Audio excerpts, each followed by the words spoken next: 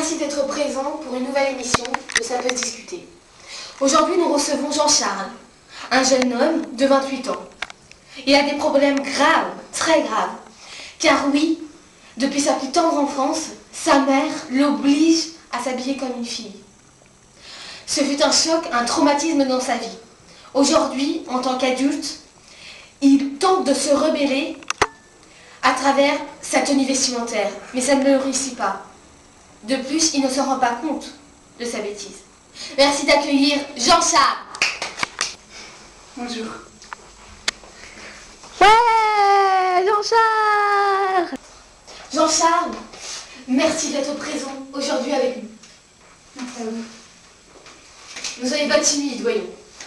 Alors, Jean-Charles, racontez-nous votre histoire. C'est-à-dire que, dès le plus jeune âge, ma mère voulait déjà une fille à la base, et moi étant garçon, Elle vous a refoulé. elle a commencé à m'habiller en fille. Alors déjà en primaire, les enfants se moquaient de moi. Et Jean-Charles, ne pleurez pas. Je vous en prie. merci. Prenez. Alors, moi vers l'adolescence forcément, je me suis rebellée. Mais comme tous les adolescents, voyons. Oui, mais là c'était dans la façon de m'habiller. Et aujourd'hui, je crois que j'ai trouvé un style qui m'allait. Et les gens me refoulent encore. Voilà. Et comment expliquez-vous que votre mère... Comment expliquez-vous que votre mère vous ait-elle refoulé? Elle voulait une fille, mais pourquoi? Ne pleurez pas, Jean-Charles. Je sais pas. Nous essayons de vous aider. Nous vous soutenons dans votre quête du bonheur. Mais nous sommes obligés d'être... Ne pleurez pas, mais nous sommes obligés de vous dire, car nous vous devons le respect, nous vous devons la vérité. Nous ne sommes pas des hypocrites, nous, à ça lutter. Tout à fait. C'est pour ça que j'ai accepté de venir. Donc voilà.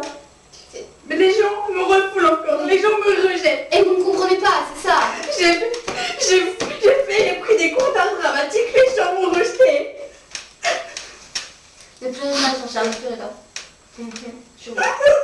Et ne vous rendez pas compte de votre look, comme diraient les jeunes. Mais je suis jeune, figurez-vous. J'ai 28 ans et toutes mes dents. Bien. Pour vous aider, nous allons essayer de discuter avec vous. De discuter avec des gens qui vous rencontrent dans la rue, Les gens me des gens qui vous refoulent, comme vous le dites, des gens qui vous ne comprennent pas. N'est-ce pas, Jean-Charles? Oui, tout à fait, je suis d'accord. Moi aussi, j'aime le chocolat. Jean-Charles, dites-nous, d'où est venu ce style si épicurien, si... Oui, évidemment, vous ne comprenez pas. Vous croyez que c'est rien, mais c'est venu. Ah non, j'ai enlevé la frontière, excusez-moi. Ouais. Deux impasses. C'est pas vrai. Oui, non, je dis ça. T'es dans un cul-de-sac, c'est la base. Ah oui, bah moi je suis dans un cul-de-sac, figure-toi. Alors, hein, Mais je comprends. Vous n'avez pas un bac plus 8, oui, certes. non, Bon, j'ai un bac -2, alors excusez-moi, hein. oui. Pour en revenir, Jean-Charles, Oui. expliquez-moi, d'où vient ce style si différent des autres?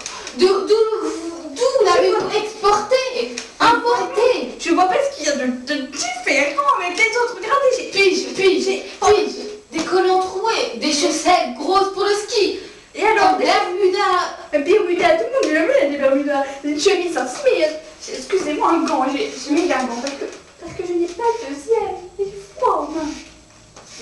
Pour ça. Dites-moi. C'est des travaux, vous inquiétez pas. Ah, c'est sur le plateau de questions pour la champion. Ouais. Ah non, qu'est-ce que je raconte, c'est Koh-Lanta. C'est un porc sauvage. voyez, il grignote le plancher. Parlez pas de Koh-Lanta. Pourquoi? Parce que Bernard n'a pas gagné. C'était pour lui, moi. Et d'où vient votre chapeau, Jean-Charles? D'où vient-il? Trouvé dans une poubelle. De Bolivie. De Bolivie, je me disais bien, ces petites filles comme ça vient de Bolivie. Et vos lunettes? Êtes-vous bien? Le son. Astigmate? Presbyte? Presbyte, à votre âge. Bien, bien. Dans les deux sens du terme. Jean-Charles, bien. Pour nous aider, moi, ainsi que notre public, que tout le monde, nous avons fait un reportage sur vous, Jean-Charles. C'est vrai, comme ça, j'étais pas au courant. Et c'est maintenant. À vous les studios. Jean-Charles, jeune homme de 28 ans, vit dans cette chambre, seul, une chambre sombre, miteuse et ténébreuse. Jean-Charles est un paria, un refoulé de la société. Il se distingue d'après ses vêtements et c'est ce qui lui va.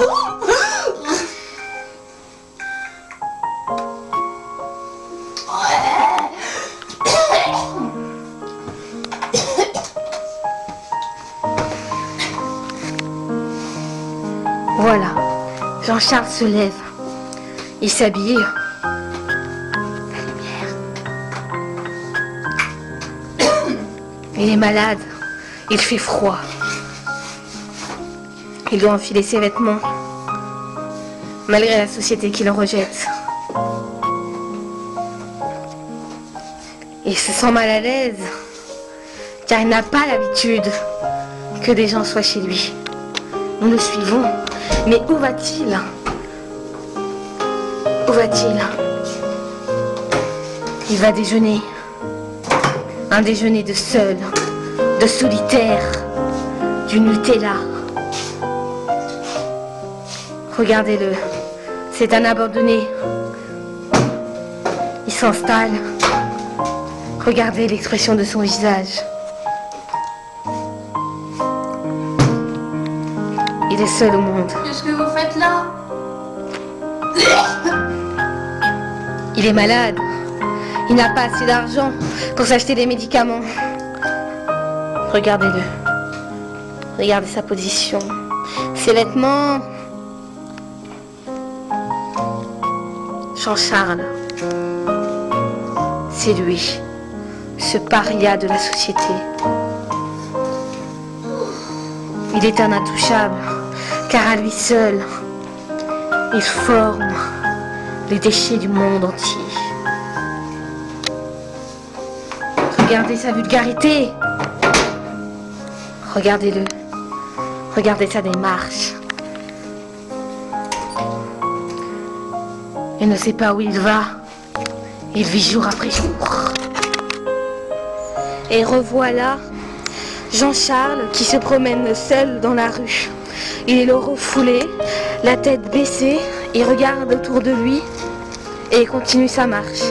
Donc voilà, je suis seule, personne autour de moi. Personne, regardez, il n'y a personne. Je suis désespérément seule, sans personne. Seule. Bon bah, je vais vous laisser, j'ai un cours de théâtre. Je vais m'incruster.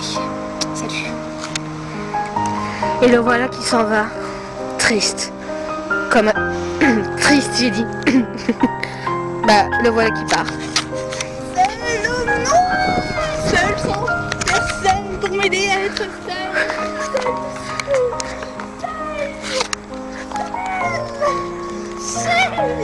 Après ce reportage poignant, nous vous comprenons mieux, Jean-Charles. Nous comprenons votre souffrance, votre douleur. Bien, merci à vous. Merci l'équipe de TF32. Merci à vous. Bénédicte, merci. Jean-Charles, merci d'avoir assisté à notre émission. Merci beaucoup. Et comme dirait l'autre, vive l'Amérique! Et comme dirait Albert Tolstoï, l'habit ne fait pas le moine.